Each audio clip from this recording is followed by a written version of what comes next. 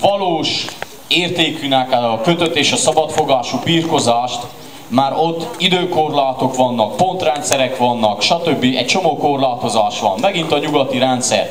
Le akarnak korlátozni, a szabadságot próbálják kiszedni.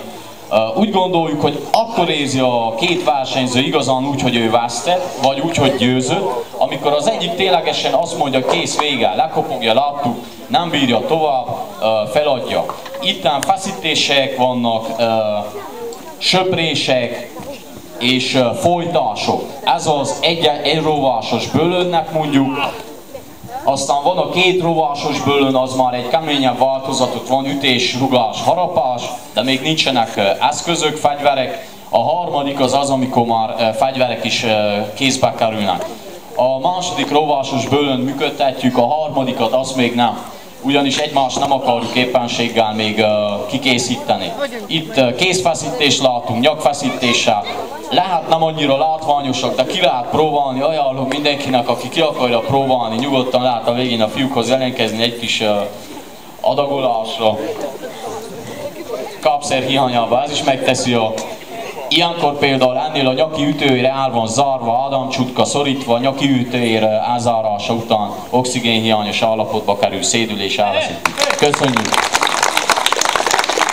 Jó, birkozások után következzenek egy kis fegyveres rész, ha jól emlékszem, az ostor. Jó, az ostoroknál, mivel hogy sokan vagyunk, egyszer kezdjük a picikkel. Jöjjön a piciknek az ostoros tudását bemutató rész. Apukák is segíthetnek. Legyen, akit ütni, jobban megy az. Vigyázz, Nimrod, a hátad mögött. Szorodjatok szét. 20 kilométer, gyere Robika, te is ide elő, legyen hájunk mindenkinek. Jó, egyszeres ostoros távolság, fegyveres távolság, körbe lendíted magad körül és utána mehet. Gyere erre itt, Robi. Jó, figyelem, haj, rája! Cserbítések hallatszanak. Itt ami nagyon szép az, hogy szólnak az ostorok. A karikásról csak annyit mondunk el, hogy egy szakrális fegyver, amit említettem az előbb, hogy test, lélek, szellem, ez a hármas egysége, ami megtalálható a barantának, ugyanaz megtalálható az ostorban is.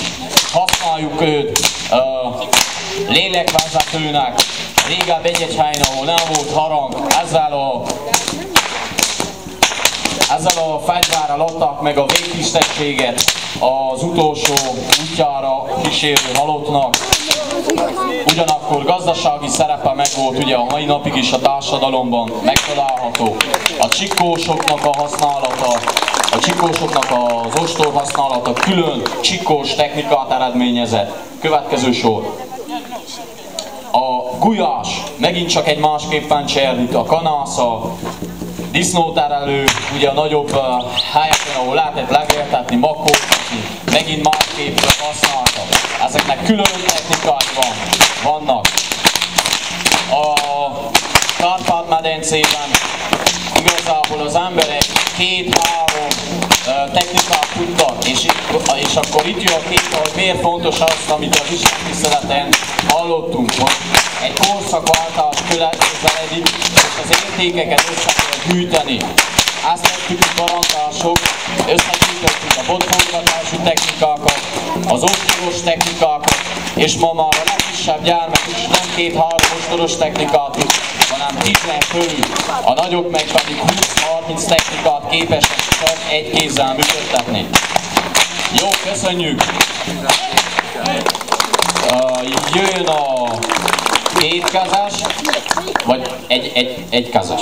Bocsánat, még jön egy egykezes, addig megkérek valakit ostoros szeleteléshez egy pár fűdarabkát szedjenek. Jó, Robi, Levente, Andor. Amúgy megfigyelhetjük azt is, hogy milyen picik vannak itt a baranta kereteiben. Nem kell nekük soha mondani azt, hogy kell a rendet, fegyelmet tartani. Megszokták azt, hogy van egy jó hangulat, nincsenek veszekedések, ez az egyik legfontosabb számunkra. A barantás berkekben nincsenek vitatkozások, verekedések, még küzdelmek esetén sincs. A rend és a fegyelem viszont mindig megvan. Itt egy harci ostorozást láthatunk, akit láttunk Fehér András az esküvőben is a felnőtt kategóriában idei és tavalyi Baranta bajnokot látták. Most nézzük meg az ostornak az igazi használatát. Kérjük az oszlopot fölállni. Ez egy úgymond füvezés lesz, úgymond magyar barantás módra. Így szoktuk nevezni, füvezni is lehet, csak egészségesen. A barantában az ostort már nem csak mint úgymond cserdítésre, hangkeltő fegyverként használjuk, hanem igazából használhatjuk őt célzásra is. Vannak ostoros párbajok, ott el kell érni a másikat, el kell venni a fegyverét, stb. Itt célzásokat látunk, centiméterenként kell tudni működtetni az ostort. No hát, ennél csak azt mondom, hogy a csikkósok, akik a magyar Hortobágyi pusztán vannak, és ők talán a legjobban használják a karikás ostort, még náluk is történt meg az, hogy egy német turista mondta, hogy tényleg a szivarat az ember szájában ki tudjátok csapni? Hát persze, jött a válasz, na akkor kipróbáljuk. A német befogta, a csikós serdített, a németnek az arcán a vér lefolyt, és kérdezték, hogy milyen. A csikós meg mondta, hát bocsánat, ilyen is van. Tehát ők is hibáznak, de ki lehet próbálni, hogy mit jelent az, amikor centiméterről centiméterre használjuk az ostort.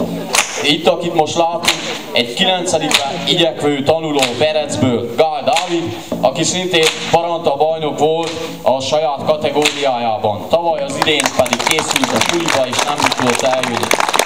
Jó, gyerünk, pörgessük föl. Dani Tamáskát látjuk, Lemhényből.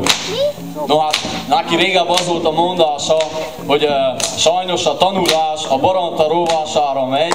Ezzel azt jelezte, hogy neki annyira fontos volt annak idején a baranta, hogy még ha kellett, még a tanulást is elhanyagolta. Na de azért nem annyira, ne felejtsük el, hogy tavaly földrajz olimpiászra ment, és országos szinten képviselte a megyénket. Úgyhogy ezúton is úgymond helytált. A test, lélek, szellem egysége, ez amiről beszélünk. Ilyen emberekre van szüksége a székely, magyar és talán minden nemzetnek, hogy az értékeket képviseljen, és élni tudjunk, ne pedig létezni. Az összes tevékenység, amit végzünk, az hozzásegít mozgáskoordinációs képességeink fejlesztéséhez, a tudatunk jelenben való figyelmének tartásának az erősítéséhez. Olyan bemelegítőket tartunk, hogy 2-3 összetett mozgásból álló feladatsorokat kell elvégezni. Ezek mind arra jók, hogy az emberek összeszedett állapotba kerüljenek. Nagyon jól fogja ezt majd mutatni az íjászat is. Az, ami egy helyre megy, az azt jelenti, hogy összpontosított, összeszedett állapotban van. Ami nem, az pedig ugyanaz, mint az ember, szétszórt, esett állapotba kerül.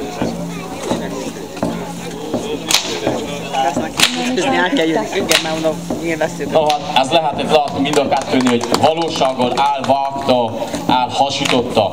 Hogy mennyire harci értéke van az ostornak?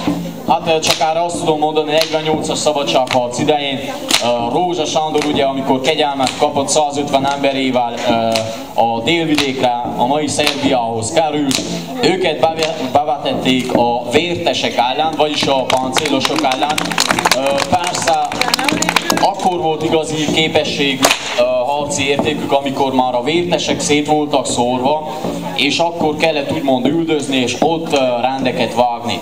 Olyan feljegyzések is találhatóak, hogy a menekülő vérteseket lerántották a karikással a lóról, akkor az orvosok keresték, hogy hol van a golyó, már átütötte a páncélt, a golyónak vért likat találtak a páncélon, de nem találták, ugyanis az ostornak a végére olmot vettek, és azzal csaptak, az halálos tud lenni.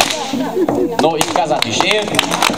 No, de erre mondják, hogy nem az a betyár, aki adja, hanem az, aki bírja és tartja. Úgyhogy, no, de nézzük meg, mit tud a tartó betyár. Az ostor nem elég, hogy csak csattanjon, cserdíteni, hogy tudjunk vele, hanem kell tudni működtetni. A párpajozásnál nagyon fontos, hogy különböző távolságokra is tudjuk használni, ugyanis egy idő után bemérhető, van neki egy holdpontja, ami körbeforog. A végén a hang effektus onnan ered, hogy a hullám, ami keletkezik, átlépi a hang sebességét, és ez az, ami kiadja ezt a nagy cserdítést. Itt meglátjuk, hogy lehet közelre is akár használni az ostort. Ilyen közelre igazából már egy csikkos vagy valaki nem tudja használni. Köszönjük szépen! Ez igen!